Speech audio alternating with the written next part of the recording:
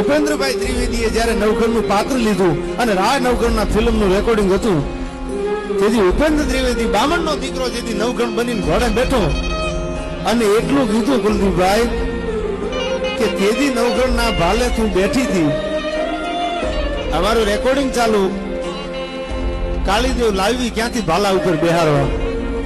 રા નવઘણના પાત્રમાં રા નવઘણના વેહમાં ઉપેન્દ્ર ત્રિવેદી ઘોડાની માથે બેસી ગયો હોય, પણ કાળીદેવ ક્યાંથી લાવી, ભાલાની માથે કાળી ચકલી લાવી ક્યાંથી?